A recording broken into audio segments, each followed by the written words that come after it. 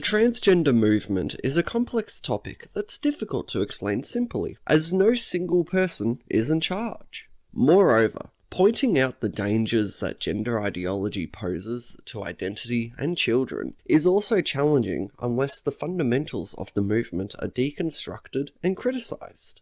In this video essay, I'll be using numerous sources to deconstruct and criticize what I decided are its fundamentals, to explain why gender ideology is manipulative, harmful, and predatory to everyone, trans and non-trans alike. 1. Trans means biological sex can be changed using surgery.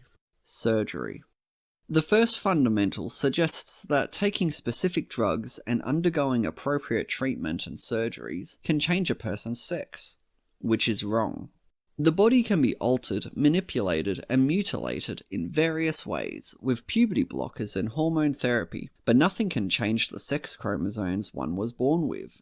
In reality, no matter how realistic a mastectomy, phalloplasty, vulvoplasty, genital nullification, or penile preserving vaginoplasty is, these surgical procedures will always merely be permanent cosmetic changes that are more related to getting plastic surgery. Furthermore, it's more normal to desire traits that could make someone more accepted in society. Whether that means tanning to alter skin tones, wearing special shoes to appear taller, stuffing bras with socks or bra pads, or many other things. It seems that people generally aren't satisfied with their appearance and believe that altering their bodies for various reasons will help them better connect with society and resolve issues of low self-esteem. This may work temporarily, until those buried insecurities masked by irreversible surgical procedures lead to increased feelings of anxiety and dread in public.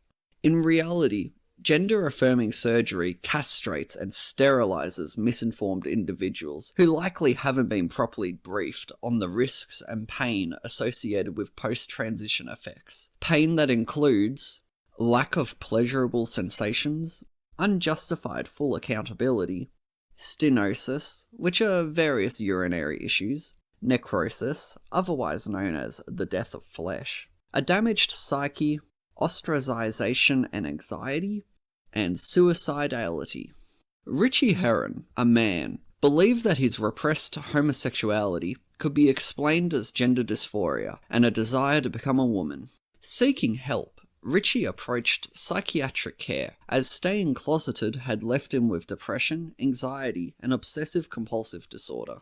After 2 30-minute sessions, he was diagnosed as transsexual. Trusting the professionals, Richie took medication to block his testosterone, grow breasts, and began expressing himself as a woman by wearing female clothing and changing his name. A year later, Richie said he was unsure about surgery, but did not want to risk losing his therapeutic sessions, so he later agreed to it.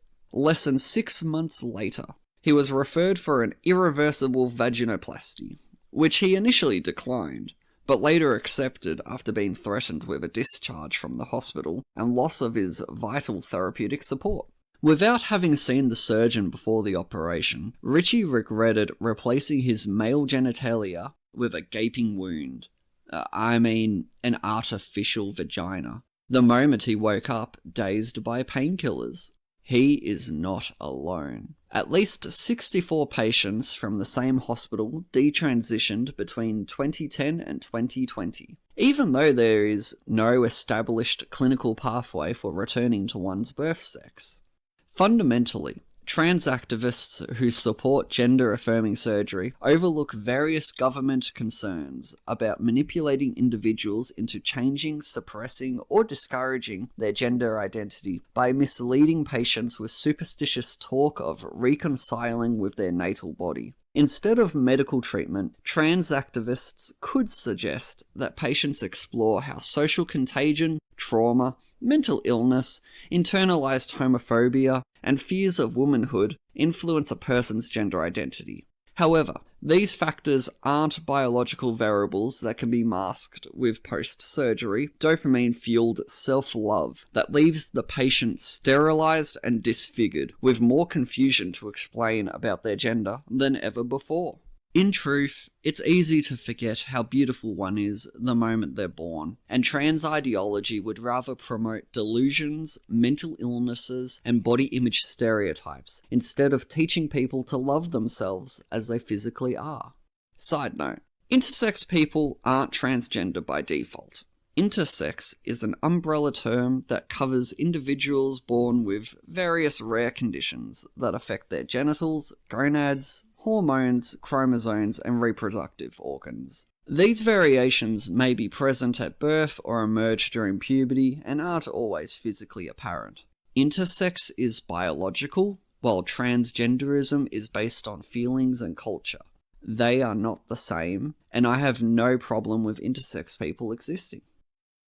Puberty.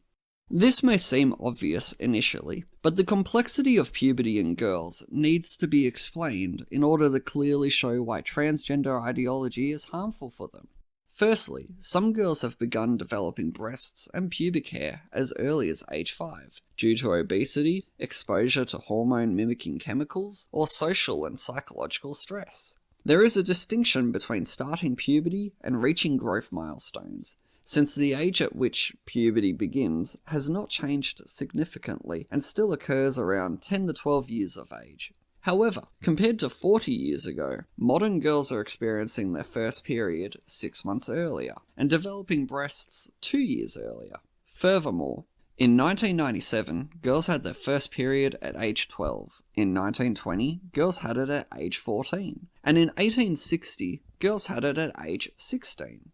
Since physical external changes like menarche or first period began as late as 17 for girls, some medieval adolescents were found to have not completed puberty before dying at 25. This was caused by persistent poverty, poor nutrition, air pollution, violence, alcohol consumption, neglect, and physical stress. This is important because girls who experience puberty-related changes later are more likely to be mentally mature when dealing with attention from men and to have a clearer sense of personal identity through a better understanding of their parents and grandparents. However, with girls physically developing between the ages of 5 and 12, they are less likely to be psychologically and mentally prepared to handle unwanted male attention.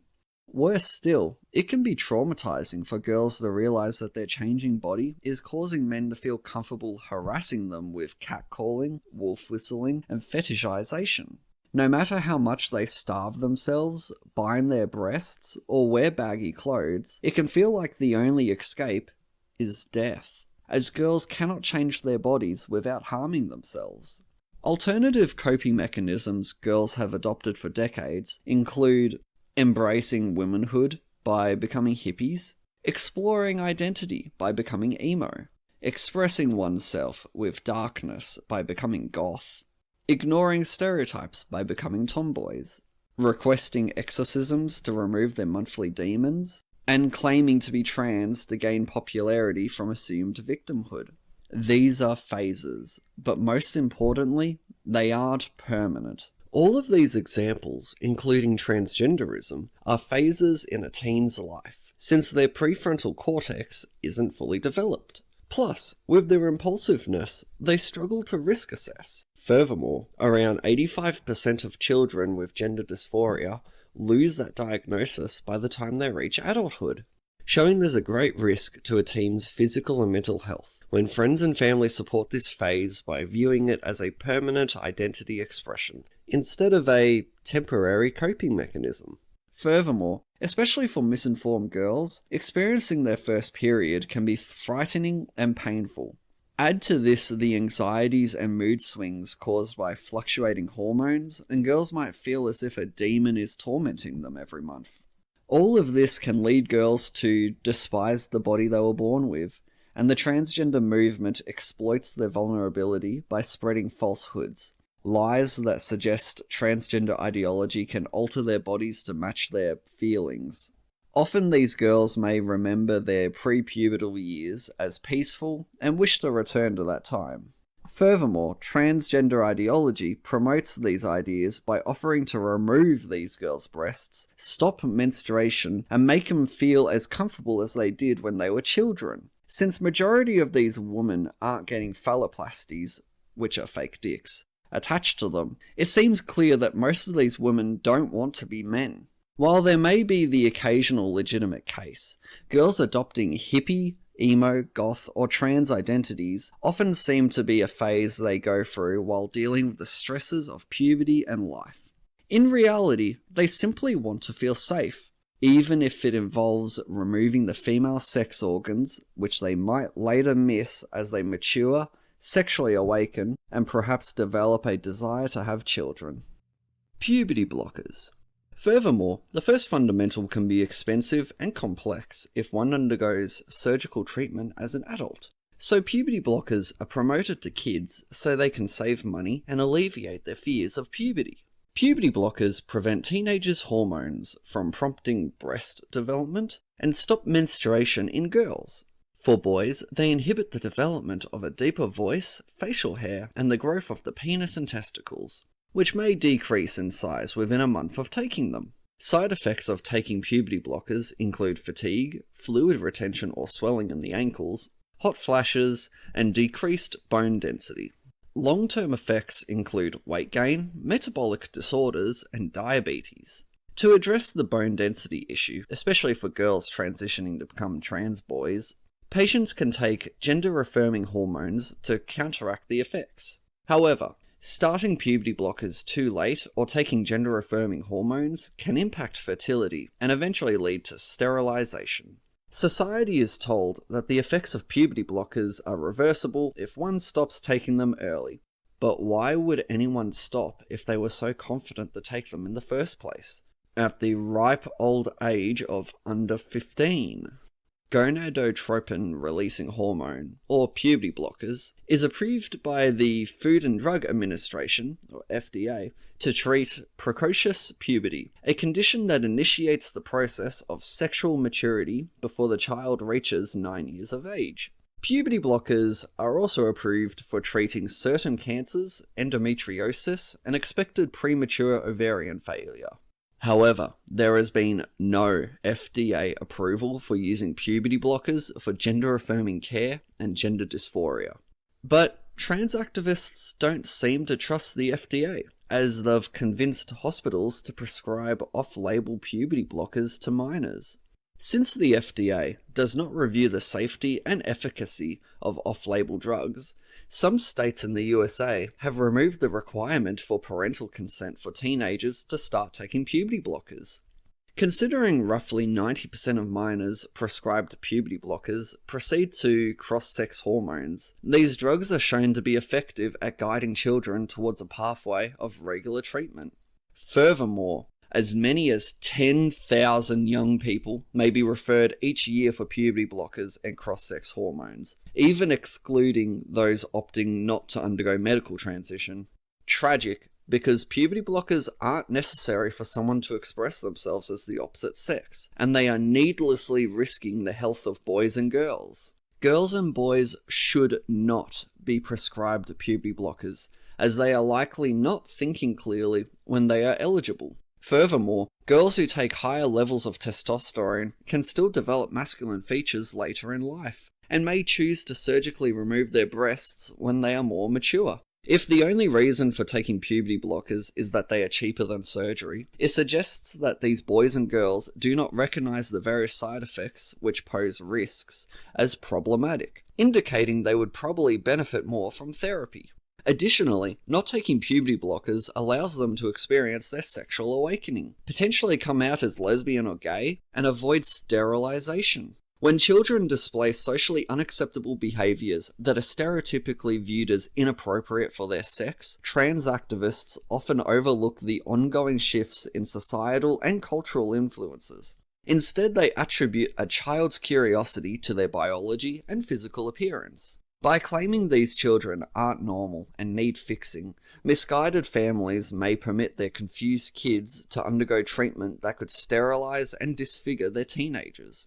Furthermore, since extreme gender nonconforming behaviors are more frequently displayed in gay and lesbian children compared to heterosexual boys and girls, one could suggest that potential homosexual individuals are prime candidates for gender realignment treatments and surgeries. targets for experimental treatments that are socially accepted forms of sterilization, which blames the thousands of victims for decisions made before starting high school. Trans means to help align identity with biology. Trans science. No matter how life-threatening a situation may be, any surgery should always be considered a last resort due to the numerous risks involved in altering life processes. These risks include infection, blood clots, scarring, nerve and or organ damage, anesthetic complications, and other issues that could potentially lead to death. Furthermore, there is a possibility that the patient might face unsatisfactory or regretful outcomes, along with emotional and psychological consequences. Regarding the second fundamental and gender-affirming surgery, it can lead to higher rates of suicidality, psychiatric morbidity, and criminal convictions compared to the general population. This study supports this by finding that sex-reassigned transsexuals have increased rates of death from cardiovascular disease, suicide attempts, and psychiatric hospitalizations. This suggests that although gender dysphoria may be alleviated, surgery does not address the underlying issues causing mental health problems in the first place. These findings are further supported by a national cohort study spanning 42 years that examined rates of suicide attempts among trans and non-trans individuals. The study also found that trans people faced a higher risk of attempting and completing suicide compared to non-transgender individuals. Furthermore, another study involving 4,568 transgender adults who had received gender-affirming care concluded with 361 deaths during the study period.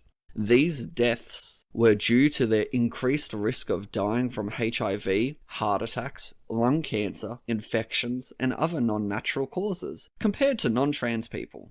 One could argue that, at the very least, those who didn't die lived their best lives possible. But the same was also said about patients undergoing brain lobotomies between 1936 and 1950. Brain lobotomies were pioneered by Igaz Moniz, who drilled holes into the skulls of 18 patients suffering from schizophrenia to sever connections in the frontal lobe. Subsequently, 3 cases showed some overall improvements. However, although there is no information on how the remaining 15 patients fared, by only reporting the 3 semi-successful cases, his results validated the procedure for treating schizophrenia and other mental disorders including depression and melancholy. After performing brain lobotomies on 200 patients, Moniz was awarded the Nobel Prize in Physiology or Medicine, despite 24% of patients experiencing no change and 14% worsening. As news of the procedure spread, Professor of Neurology Walter Freeman rebranded it as a brain lobotomy and performed this surgery on thousands of patients, mostly without sterilizing tools or wearing gloves and masks. Similarly to how the transgender movement ignores the numerous unsatisfactory, regretful, and lethal cases of gender realignment treatment and surgery going wrong, Walter Freeman did the same. Freeman claimed that his first patient experienced her best 5 years following the brain lobotomy, and he also shared charming stories of all the patients he cured of their anxieties, worries, depression, and tensions at medical conferences. However, these so-called cured patients would only see Freeman for 4 to 5 days after surgery, while they were barely conscious, and they were so damaged that they had to relearn how to walk and talk. Even worse, many of these patients would experience a full resurgence of their hysteria, depression, and other mental illnesses believed to have been cured by the brain lobotomy. All details conveniently left out of Freeman's reports. Despite Freeman leaving Rosemary Kennedy, an innocent and healthy woman, permanently disabled after a brain lobotomy at age 23, he proceeded to perform 5,000 more lobotomies and trained others to perform an additional 40,000. Brain lobotomies, originally intended to treat mental disorders and illnesses, resulted in 21% of patients dying and another 23% left barely alive. Furthermore, Brain lobotomies were also used in an attempt to cure homosexuality and were performed on 12-year-old bike rider and chess player Howard Dully for occasionally disobeying his parents and stealing treats from the kitchen. 2 months after the first meeting, and with no obvious need for the operation, Dully underwent what is now regarded as one of the most brutal surgical procedures in medical history. A surgical procedure that continues to hold the Nobel Prize in its field for the time. Freeman continued to perform brain lobotomies on 18 more children, one of which included a 4-year-old. Once the long-term consequences of lobotomies became evident, with victims becoming vegetative and permanently disabled from procedures that were seemingly easier to perform, brain lobotomies fell out of favour and were banned. Brain lobotomies are relevant to this video essay because they offered the same solution that the trans movement does. They both offer irreversible surgical treatments that are becoming easier to partake in, wind up trying to fix homosexual and mentally ill people with surgery instead of therapy, silence and cover up whistleblowers and critics regarding their practices, disregard those who've suffered from their surgical practices, teach and perform their practices on children and teens, offer no proper follow-up of patients after surgery, and pushed society, friends and parents into supporting victims in partaking in these surgical practices. Ironically, the idea that mutilating a person's brain can cure mental illness seems plausible in theory, since that is essentially where all thoughts, emotions, and mental states originate. Additionally, although Freeman lied about the success rate of the surgeries, there were genuine cases where individuals benefited from brain lobotomies. But regardless, brain lobotomies are now banned and have been replaced with gender-affirming surgeries, where trans ideology teaches that genital mutilation cures what poking the brain with a metal stick couldn't. Currently, societies are deeply involved in transgender ideology, with over 13,900 minors receiving gender-affirming care and more than 5,700 gender-affirming surgeries for minors between 2019 and 2023.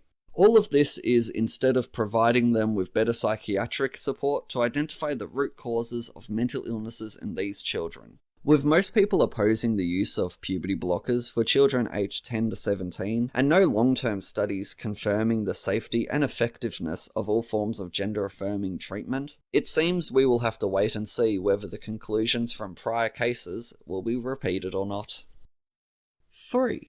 Trans means stereotypes determine identity. Stereotypes. Growing up, I believed that being progressive meant that males wearing dresses remained men, and women playing football remained women. Initially, supporting trans rights may have aligned with this view, as the movement was about expressing one's true self, rather than transforming into something entirely different. Trans people have existed for decades and used to identify as their biological sex, dressing and behaving in ways they preferred, with respect to others.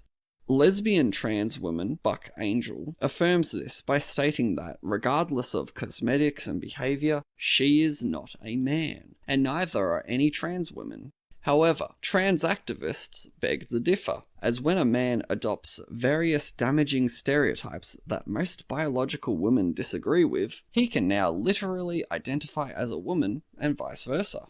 Dylan Mulvaney exemplifies this with his videos on girlhood and his song about the daily struggles of being female.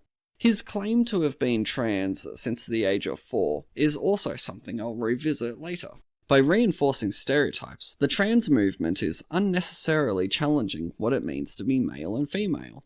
In the past, people simply behaved the way they wished and wore what they liked.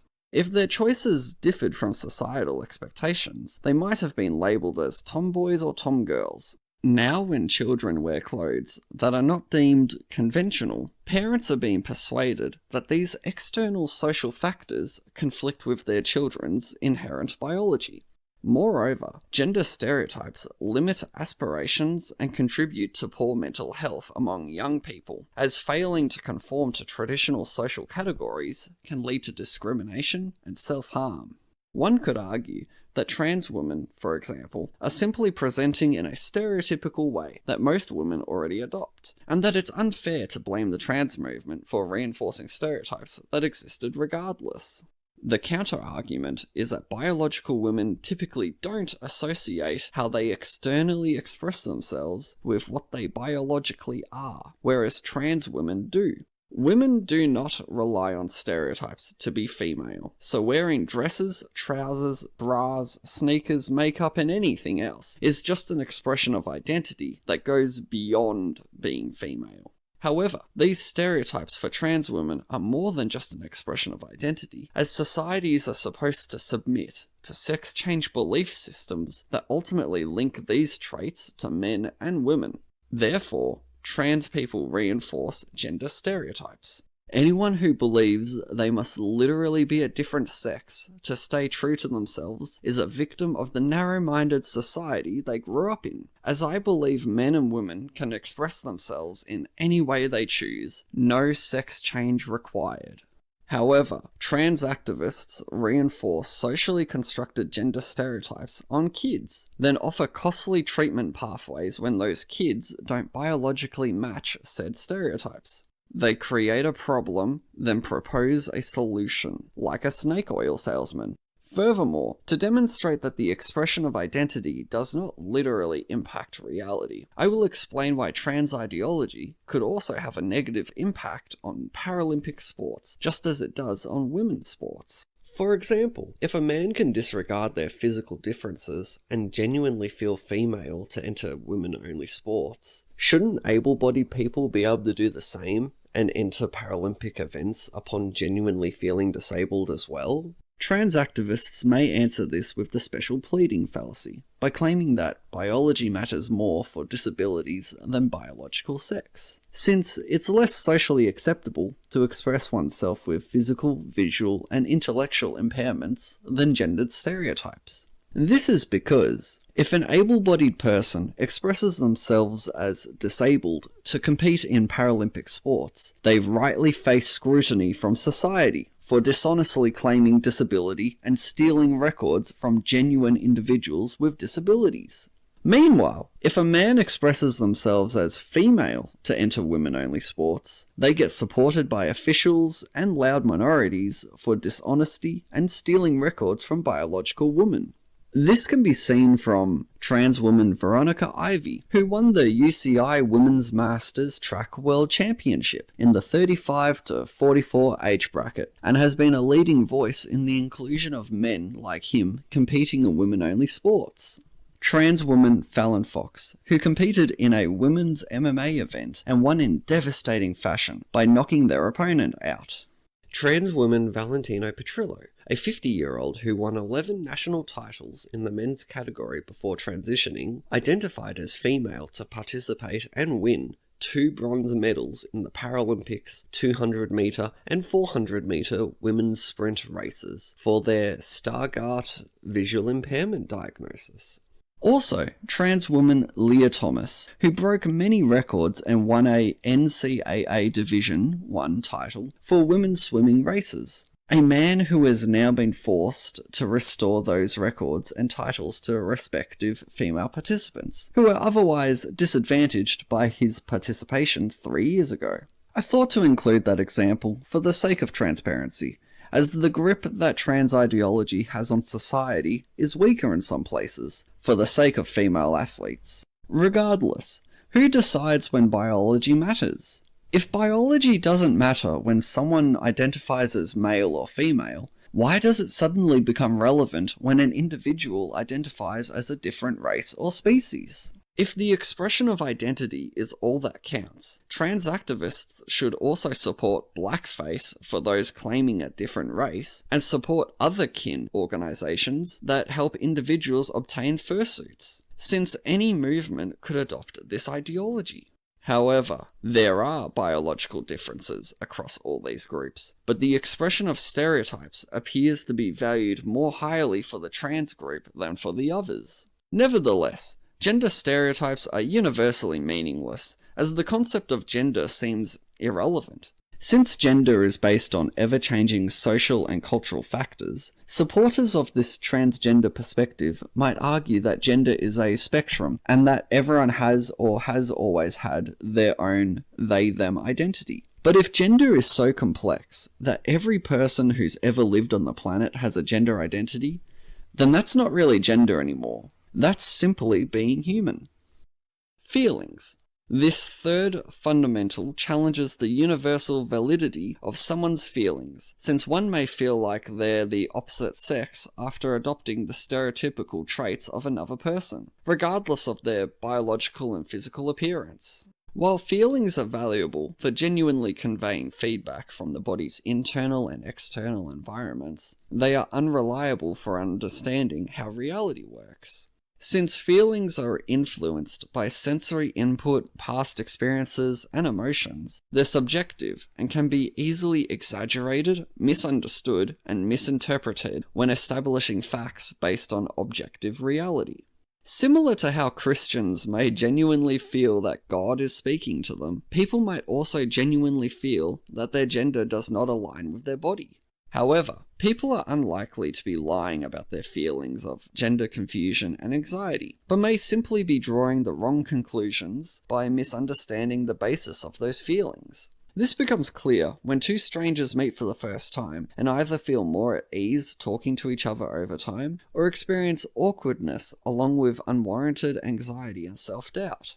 Nonetheless, questioning a person's feelings is dangerous, as it can risk someone being gaslit with their opinions and concerns dismissed. These feelings matter because they often challenge the feelings of others who may be trying to take advantage of them. However, feelings about oneself that are challenged by oneself are different because there is now a risk of self-manipulation. Since society treats both scenarios the same way, this view on the trans movement encourages the vulnerable to gaslight themselves, making gender confusion seem more plausible the more they experience it.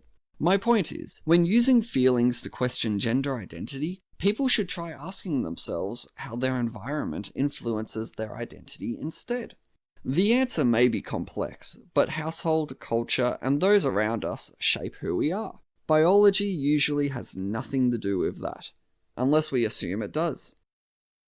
4. Trans means learning socially accepted behaviours. Learning.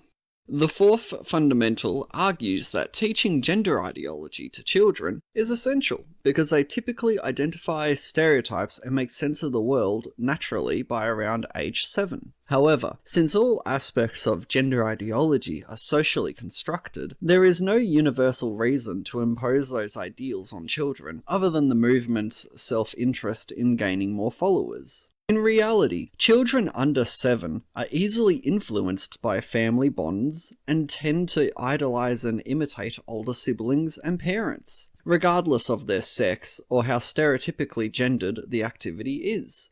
Moreover, parents who endorse and support transgender ideas are likely to have a transgender child due to the kid's tendency to seek parental approval daily. This is important to me because I grew up with a mother whose job was being an electrician and a father who shared the task of cooking with her. As a child, I viewed the electrical trade as a female profession since she was the only electrician I knew. I also asked her if boys could become electricians too, and she said, of course they could. Interestingly, as an adult, I still view the electrical trade as somewhat feminine, thanks to her, and I consider cooking to be anyone's chore, thanks to my dad. This research might have data suggesting that kids aged between 0 and 5 can be trans. 0. This is actually in their statistics. Honestly, who is this video for? Like, do people really need evidence that 0-year-olds are about as trans as they can be religious? An example this site uses is that a 3-year-old boy not wanting to stand up while peeing is evidence for them to secretly be a girl, instead of a boy that simply wants to sit while using the toilet. Another example comes from raisingchildren.net, which claims that 2 to 3-year-old kids can be trans from being firm about their gender by refusing to wear particular clothing. It seems the parents of these children have forgotten that toddlers aren't being literal when they claim they are, or can be something they're not. Shown by this forum of mostly anonymous mums, but I think the point still shows from someone who wanted to genuinely be a cat at a young age, a kid wanting to be a dinosaur, and a 3-year-old wanting to become a firework.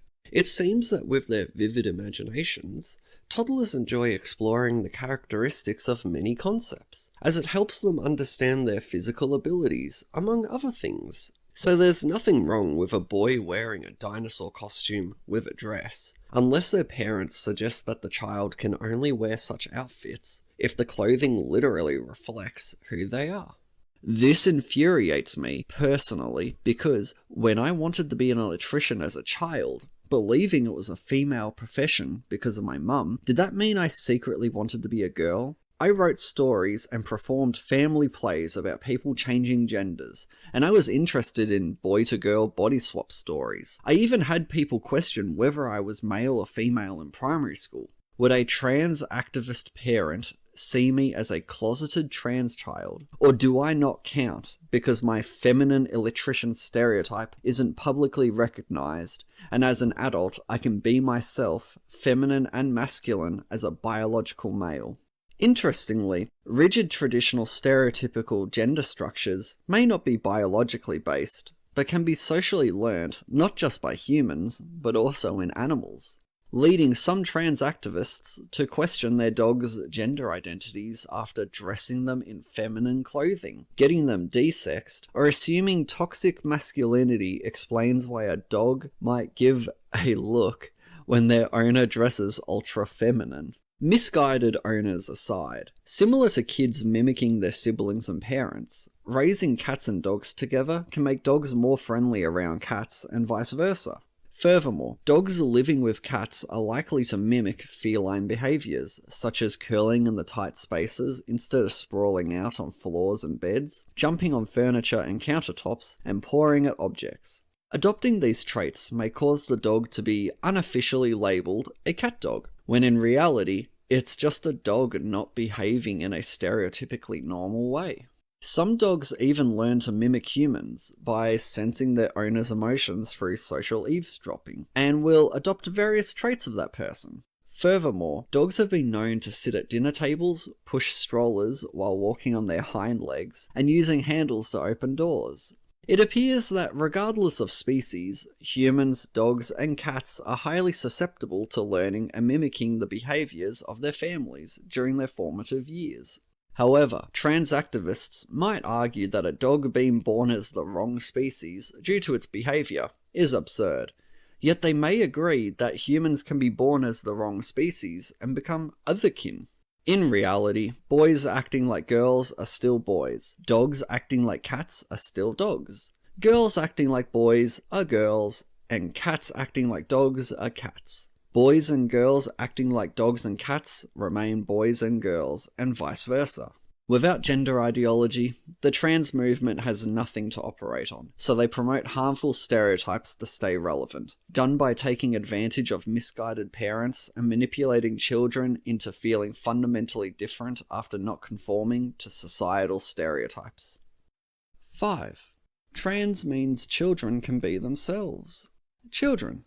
On the surface, this transgender fundamental seems harmless, as it appears to encourage disregarding gender stereotypes so people can feel comfortable being themselves. However, expecting children to discover their identity can be problematic, as they rely on their guardians for guidance and knowledge about themselves and the world they live in.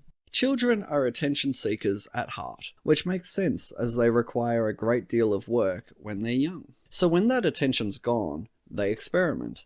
Kids experiencing gender anxieties and confusion often see their parents go through a difficult and emotionally draining time. It's all about the child again, as parents worry about whether their kid changes their name, pronouns at home and school, and explores medical options. This puts the child in a position of power, as the parents must follow their child's gender delusions to avoid societal disapproval, rewarding the child for their attention-seeking tendencies until they've gotten their way. Furthermore, teaching gender ideology to children, who are all vulnerable to delusion and lies, introduces unnecessary identity anxiety, which may compel students to conform to the trans language and practices, fear rejection and or ridicule from expressing doubt and or regret, neglect the root causes of gender distress, distrust their parents, and partake in gender-based medical interventions.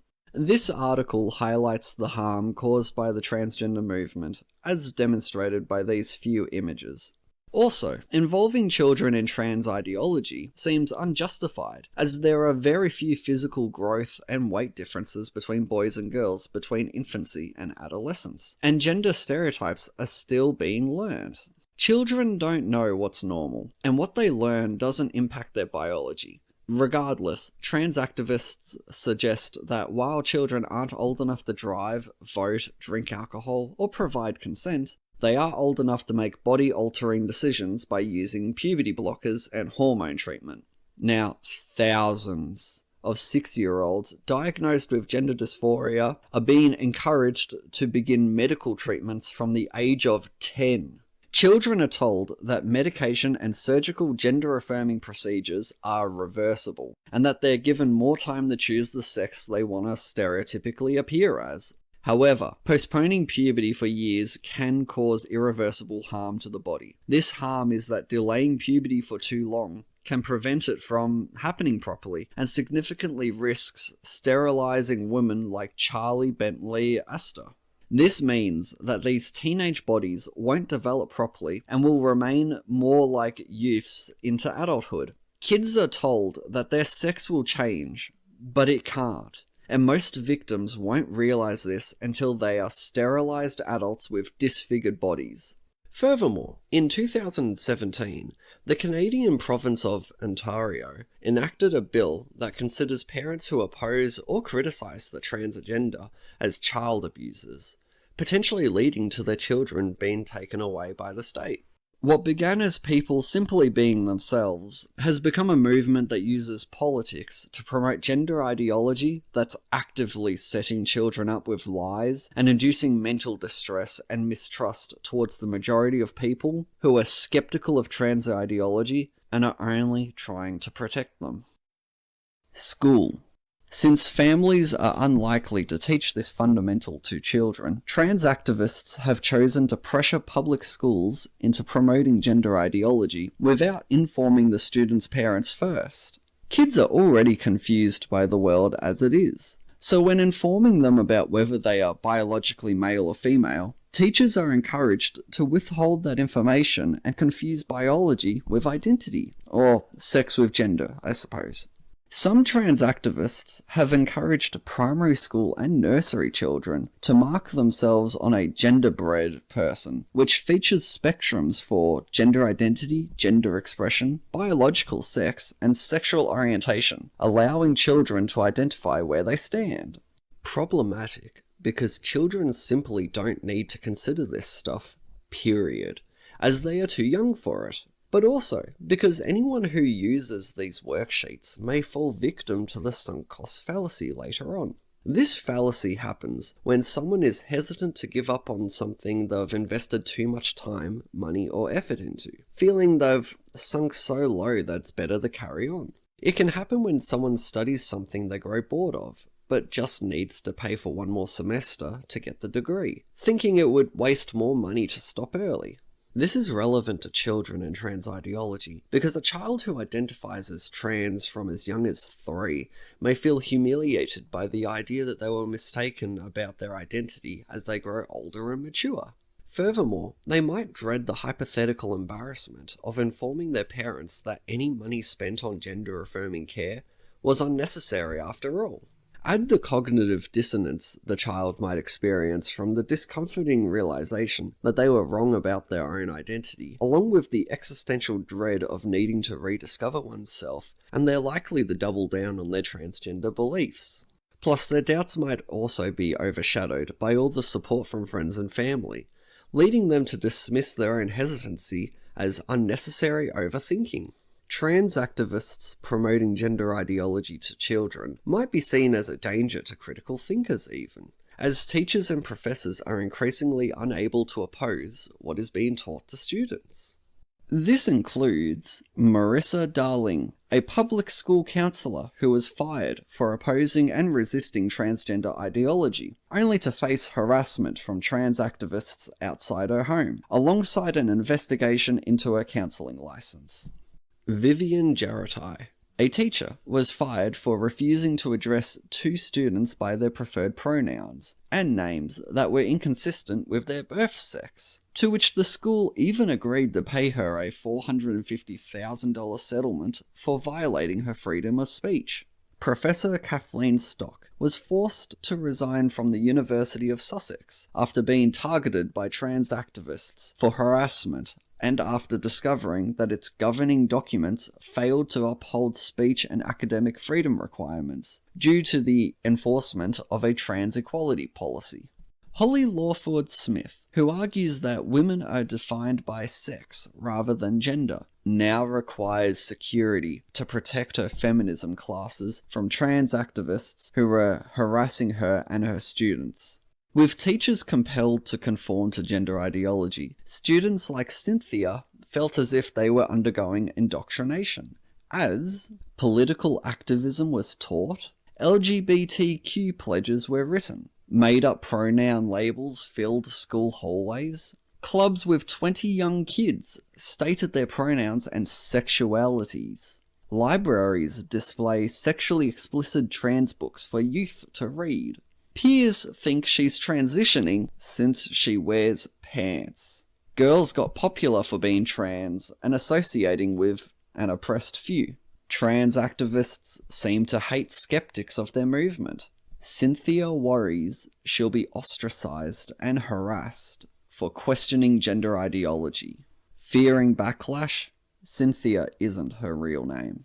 On top of silencing criticism, trans activists are advocating for schools and counselling services to hide from parents the trans ideologies being promoted and diagnosed to their children. An example of this is the schools allowing boys to use girls' bathrooms, because Sue Robbins of Equality Utah's Transgender Advisory Council claimed that there is no documented evidence of trans people causing issues in bathrooms. She then deflected the topic, claiming that this trans perspective presents no real safety issues for students. However, since Sue Robbins is a trans woman, how can society not assume she's making laws based on biased, feelings-driven reasoning rather than the greater good? Many school leaders even support the idea that a trans child's privacy takes precedence over family consent or knowledge, leading parents to sue schools and courts to fight back. Trans activists argue that a family's disapproval of their children's gender choices could lead to depression and isolation for the child, overlooking that a child who is hiding their feelings and anxieties from their parents by basically lying would likely still face depressive symptoms and isolation regardless. Furthermore, assuming all parents will respond irrationally to their child's gender concerns is clearly unethical, discriminatory, and predatory, as this movement tries to persuade children that their feelings justify undermining family bonds and trust.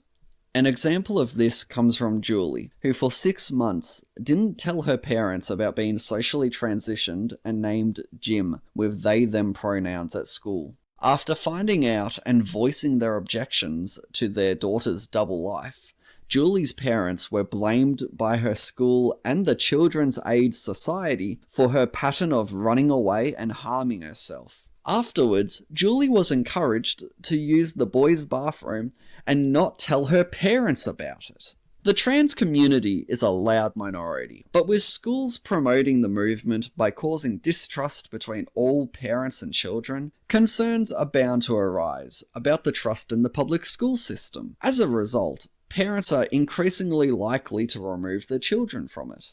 Contrary to what the Equality Utah's Transgender Advisory Council claimed, however, there are many cases of pedophilia in the trans community, so perhaps the concerns parents have are justified after all. These cases include trans woman supremacist Kanayan Kelly, who was arrested a second time in the same year for possession of child sexual abuse material. Trans activist 41-year-old Eric Roman used his employment at Mount Pleasant, Michigan School to teach LGBT lessons and poses children through social media apps.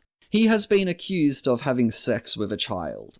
Trans male 33-year-old Diana Guevara, who claimed to be 10 years younger, sending sexual photos and videos to minors aged between 12 and 17, and performed multiple sexual acts on a 14-year-old boy. And trans woman Dana Rivers was fired for discussing their gender transition with students and sued the Center Unified School District in Sacramento in 1997. Later, on October 11, 2016, they were found covered in blood after murdering 3 people, following being denied entry to a female-only lesbian music festival. One could argue that these are just the extreme examples of the transgender movement being promoted by pedophiles and abusers. But victims aren't just outliers. Among many other people, they're children. When schools disregard facts and instead support movements that promote lying to parents and manipulating children's feelings, everyone suffers. All except the trans movement, who likely gained new followers, no matter the cost. Cult. Many atheist YouTubers criticize religion in well-articulated, thought-provoking ways that have helped develop my critical thinking skills. 2 atheist YouTubers, for example, are Believe It or Not and Forrest Valkai. Believe It or Not makes great informative videos where he reacts to church services, mass, Christian YouTubers, and more to deconstruct and debunk religious dogma. Forrest Valkai also creates excellent informative videos that explain the science of evolution and appears as a host of, but not limited to, The Atheist Experience, where he debunks religious claims from callers. However, while they're excellent at debunking religious ideology, they both strongly support and promote transgender ideology, despite the cult-like similarities between the ideologies. These are 11 similarities between religious and transgender ideologies. Religious activists promote ancient scripture teachings to children through schooling. Trans activists promote gender identity teachings to children through schooling. Religious people never feel completely religious, so they endlessly keep going. Trans people never feel completely trans, so they endlessly keep going. Religious and trans activists may harass educators and critical thinkers for questioning and criticizing them. Religious and trans activists love bomb new followers with support and guidance, only to disregard them after leaving. Religious and trans activists may assume and fear that they're being persecuted for their belief-based ideology. Religious and trans activists use early tradition to prove their ideology. Religious followers base their testimonial evidence of God on personal feelings that feel real. Trans activists base their testimonial evidence of gender on personal feelings that feel real. Religious leaders have biased authority over scripture interpretations. Trans activists have biased authority over gender interpretations. Religious followers tell children that they're born as incomplete people and must spend their life fixing themselves to match traditional expectations. Trans activists tell children that they're born as the incorrect sex and must spend their life fixing themselves to match gendered expectations. Religious and trans activists let pedophiles and predators teach children by covering up their crimes or disregarding them as fake followers. Religious and trans activists assume they're needed for people to have better lives. This feels sufficient, although there's plenty more to discuss in the next video. Also, most of these examples indicate a cult.